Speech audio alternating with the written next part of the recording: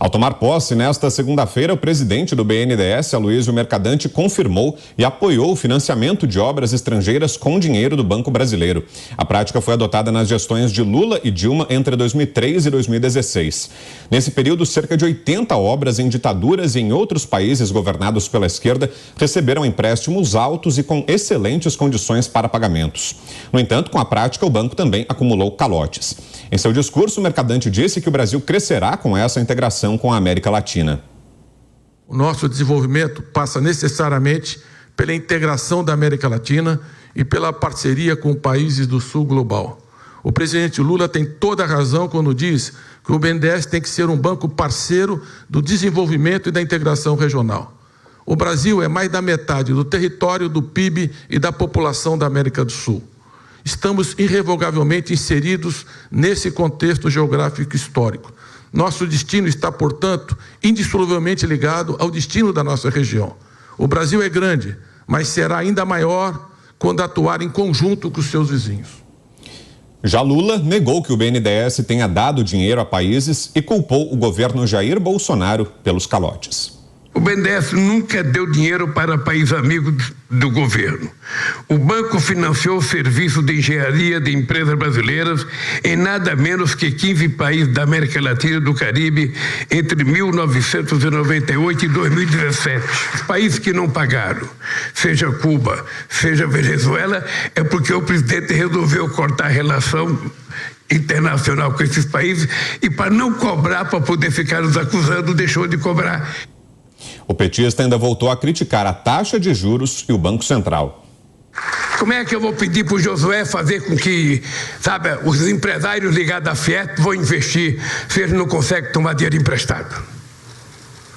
E é engraçado porque isso já faz quantos anos que a gente briga pela taxa de juros nesse país. E eu pensei, bom, agora resolveu tudo, o Banco Central é independente, não vai ter mais problema de juro. Lê de engano.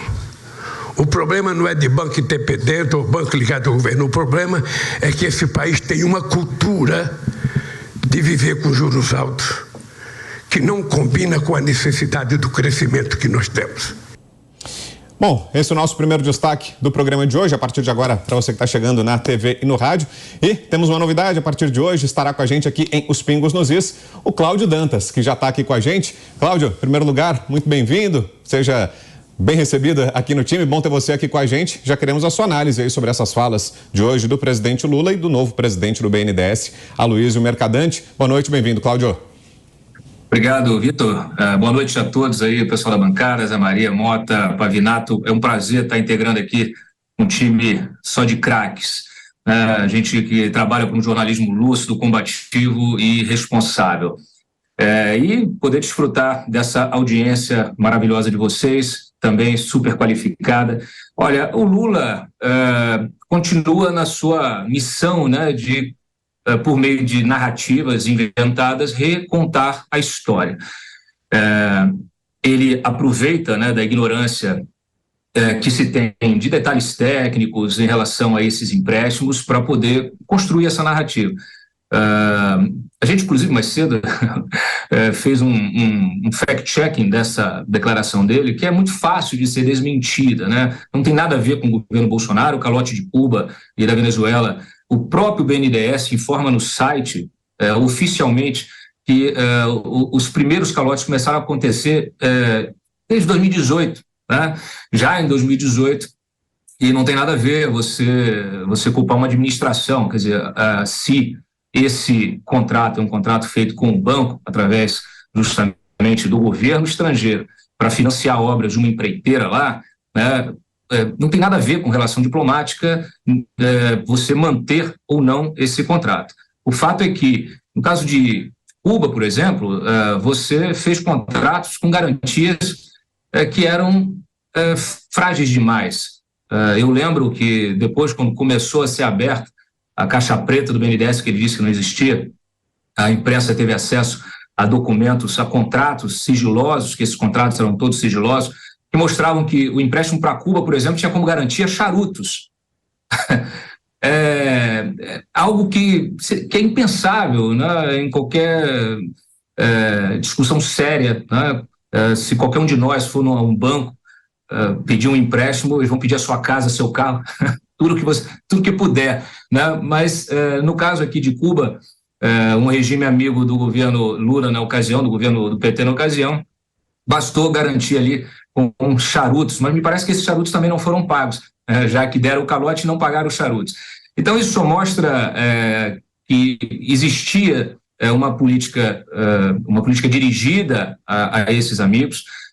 Eu gostaria de lembrar também que o TCU dedicou aí por alguns anos investigar esses contratos todos. Foi quem primeiro abriu a caixa preta, foi o próprio Tribunal de Contas da União, através do ministro Augusto Sherman, que é um ministro técnico, e ele desvendou muitos desses contratos e descobriu mais, né? Não se trata apenas de emprestar dinheiro do trabalhador, porque esse dinheiro fundamentalmente vem do Fundo Trabalhador, vem do FAT, para essas ditaduras amigas, para esses governos, esses regimes amigos.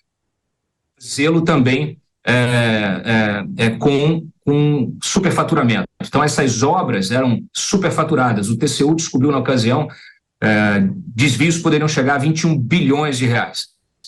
Faturamentos de obras de até 50%. Então, todo esse financiamento ele ainda ocultava um esquema de corrupção, que foi descoberto pela Lava Jato, demonstrado de forma cabal, recursos que depois eram desviados através de offshores situadas em diversos paraísos fiscais no mundo todo. Então, naturalmente, é uma narrativa, uma mentira clássica, mais uma narrativa que o Lula tenta impor à realidade para recontar a história, para se limpar daquilo que, dos erros, falhas e crimes cometidos pela sua gestão ao longo dos seus governos. Então, de fato, não surpreende, mas só vem a confirmar. E aí é por isso que nós precisamos estar tão atentos. Acho que a gente está com alguma dificuldade ali na transmissão do Cláudio, ele já estava concluindo o primeiro comentário dele. Vou passar então a José Maria Trindade. O que achou, José, dessa resposta, dá para dizer, né, do presidente Lula, no momento em que ele vinha enfrentando muitas críticas diante dessa nova promessa de empréstimo, agora à Argentina. O presidente cita os empréstimos passados de Cuba e Venezuela, garante que o dinheiro vai chegar aqui ao Brasil, que essas dívidas vão ser quitadas. O que achou, Zé? Pois é, me disseram aqui que o Castelo Branco era assim também. Sentava na reunião e dizia: esse governo está tão ruim que até eu tenho vontade de falar mal dele. É o Lula falando mal do próprio governo. Muito boa noite, meu caro Vitor. Boa noite, Pavinato. Boa noite, Mota. E muito boa noite, Cláudio. Seja bem-vindo aí. Um abraço ao Kobayashi, que tão bem representou aqui nos Pingos nos Is. E boa noite a você, que está sempre aqui nos acompanhando nesse bate-papo bom com essas notícias e comentários. Olha, o BNDES é uma boa mensagem e uma grande ideia. Houve um momento em que o governo tinha recursos para abrir grandes empresas e fazia grandes investimentos no país. Não fosse o governo, não existiria uma empresa como Rede Ferroviária Federal, Uzi Minas e mil outras empresas, a Vale do Rio Doce, né? Hoje a Vale, grandes empresas criadas com investimento público. A tradição do Brasil é isso, o governo é um forte indutor da economia. Se o governo para de investir, a economia cai. É assim. E o BNDES é essa ideia de desenvolvimento econômico através de financiamento e juros subsidiados, ou seja, alguém paga quando se subsidia, né? E quem? O pagador de impostos. Juros subsidiados significa perdão, né? Então, o BNDES faz investimentos, né, através de empréstimos a juros subsidiados. É assim com a Embraer. Então, esse papo, financiou jatinhos para empresários, real, tem um contrato entre o BNDES e a Embraer. E isso aí é um avanço em tecnologia. O Brasil ganha muito em tecnologia, empregos e desenvolvimento. Mas esses recursos são vários, né? Esses recursos não podem ser usados de uma forma pessoal, com aquela história de grandes campeões. Muito se fala em construção de obras em Cuba, na Venezuela, mas eu vou dizer aqui muito sério, o BNDES investiu muito dinheiro na JBL, que sabe onde está? Nos Estados Unidos. comprou 2 grandes empresas lá, o pessoal da JBS, né? Os Wesley, compraram nos Estados Unidos grandes empresas na área de produção de proteína animal e o dinheiro do BNDES foi para lá, foi dar emprego para americanos, não está exatamente aqui. Então, assim, é preciso critério para um dinheiro que é subsidiado. Esta é a realidade. Esses empréstimos aí, o grande argumento é que, na verdade, financiaram as empresas de engenharia, né? E elas construíram e trouxeram recursos para o Brasil. Mas, na verdade, lá atrás era exportação de propina. Dava obra, mas a empresa ia junto a tiracolo no mesmo pacote e ficava a propina lá fora. E isso foi revelado na Lava Jato. Então, o BNDES é um instrumento importantíssimo, mas não é de ninguém, é do público. Então, tem que ser aplicado o recurso com muito critério. E chama muita atenção essa história aí do governo inteiro ir para a posse do BNDES.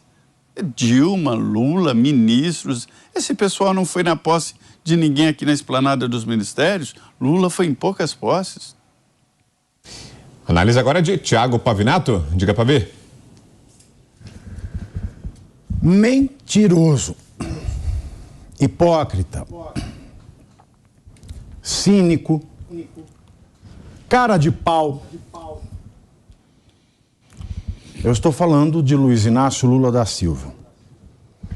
Mentiroso, que devia ser o primeiro perseguido pela Procuradoria da Democracia que ele criou na AGU. Aquela procuradoria que ele deu para o Bessias, que é para combater a desinformação. Este mentiroso, ele é uma verdadeira metralhadora de desinformação. E eu quero começar por aqui. Vamos pegar 3 países em que o dinheiro do BNDES operou milagres. Milagres porque, se não fosse o dinheiro do BNDES, obras e melhorias e tecnologias e estruturas nunca teriam acontecido nesses países. Cuba, Venezuela e Moçambique. Prestem atenção. Juntas, Cuba, Venezuela e Moçambique tomaram do BNDES R$1 bilhão de dólares. Ah, aquele dinheiro que o governo estava louvando tanto, a Argentina vai dar R$1 bilhão para a Amazônia. Pois é, mas R$1 bilhão, o nosso BNDES já está dando por aí. Oh, que festa é essa com R$1 bilhão da Alemanha?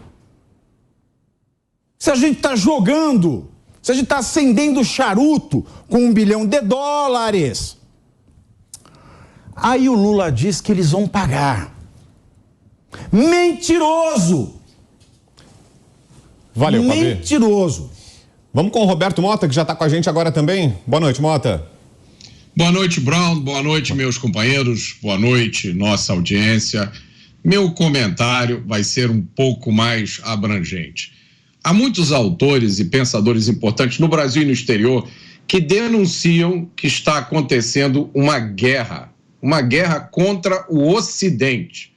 Essa guerra é um tipo diferente de guerra, é uma guerra cultural, né? O objetivo seria sabotar as ideias e as instituições que permitiram às democracias ocidentais atingir segurança e prosperidade, né? As evidências de que existe alguma coisa acontecendo são muitas.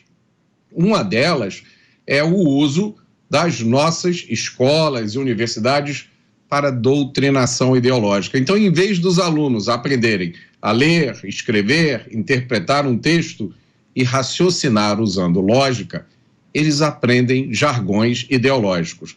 E aí o que acontece? Mesmo depois de muito tempo de escola, as pessoas são incapazes de interpretar mensagens e de usar o raciocínio para entender o que está acontecendo.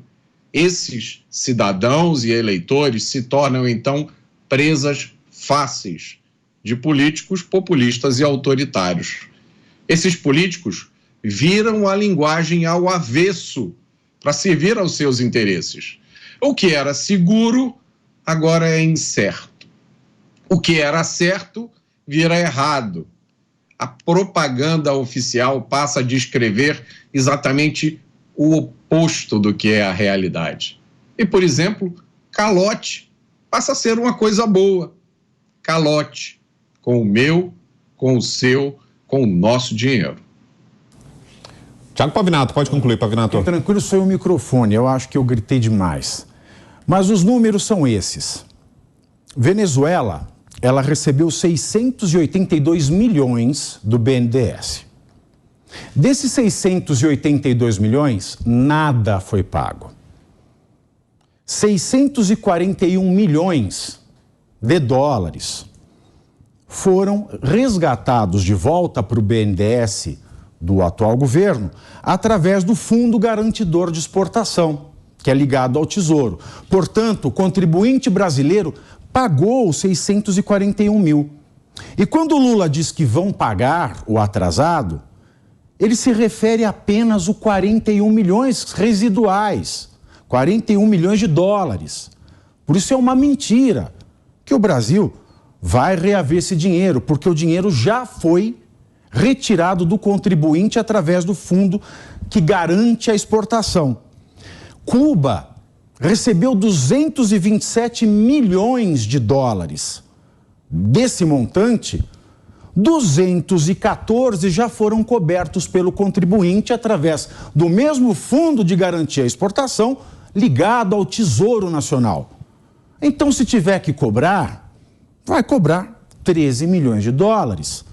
O caso de Moçambique, nós estamos falando de 122 milhões de dólares. Todo esse montante foi coberto pelo contribuinte através do Fundo Garantidor de Exportações. Portanto, desse 1 bilhão de calote no BNDES, o BNDES neste ano, neste governo, acionou o Tesouro, acionou o Fundo de Garantia à Exportação e deixou em aberto para a cobrança apenas 54 milhões de dólares. Ou seja, 946 milhões de dólares já foram pagos pelo contribuinte, por mim, por você. Dinheiro nosso que está no Tesouro Nacional. Logo, se alguma cobrança é possível, é apenas de 54 milhões de dólares dentro desse mundaréu que é 1 bilhão de dólares. E isso é pura desinformação. E nós estamos aqui acompanhando somente uma máxima que está perseguindo a tudo e a todos, que é informação séria a qualquer custo. Estes números, meus queridos, vocês acham no site do próprio Banco Nacional de Desenvolvimento Econômico e Social. E quando eu comecei a falar aqui, isso é parametrizado entre o discurso e os dados que estão lá no BNDES. Ou o próprio BNDES, presidido agora por Aloysio Mercadante, está mentindo, ou o presidente está mentindo. As duas versões não dá. Ou nós temos uma repetição do caso Marcos Duval. E, por fim, duas coisas que me incomodam é a cultura de viver com juros altos. Não existe uma cultura de viver com juros altos. Existe uma cultura de má administração pública. E os juros são altos por conta dela. O governo, ele não cria oferta. Logo, os juros serão altos. Isso é um sintoma e não um problema. A cultura, ela é a coisa em si. O que decorre da cultura é que é o juro alto. Então, a cultura não é essa. E, por fim, ele se pergunta como é que ele vai pedir para o Josué, da Fiesp, para os empresários investirem no Brasil. Ora, vai pegar dinheiro do BNDES. Fácil.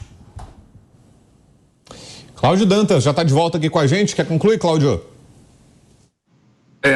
Duas coisas aí. Um, pegando o gancho do Pavinato. Moçambique, né, além do calote, o aeroporto foi construído lá, ele simplesmente vive às moscas, né? Então, é um aeroporto que foi construído não por causa de uma alta demanda lá na região de Nacala, mas por uma projeção de crescimento. Então, a gente investiu, financiou um aeroporto que não é utilizado. Tem mais. Na Venezuela, tem um porto que também financiamos, o Porto del Alba. Esse porto, em 2019, eu fiz o levantamento para saber em que pé que estaria a obra nesse local. Ela fica na península de Araia, no Sucre, no estado de Sucre. E o BNDES injetou nessa operação 2 bilhões e 200 milhões de reais. Bom, o aeroporto o porto simplesmente não foi construído, não há nada. Em 2019, quando 10 anos depois de assinar o contrato, esse aeroporto não havia saído do papel, mas o dinheiro sim, o dinheiro saiu. Então, e para além disso tudo, né, a própria operação de financiamento, como ela é subsidiada, ela causou já de cara um prejuízo para o trabalhador, porque esse dinheiro, como eu havia mencionado, é um dinheiro do FAT, é um dinheiro que vem do Fundo de Amparo ao Trabalhador, nesse caso do FAT cambial.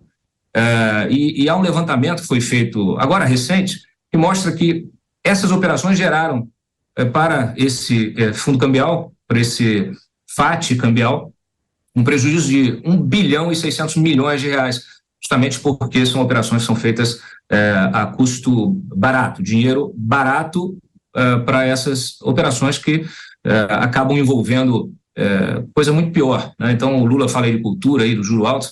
A gente tem uma questão, acho que maior para enfrentar, que é a cultura da corrupção, cultura da incompetência, né? E isso é que precisa ser eliminado da administração pública.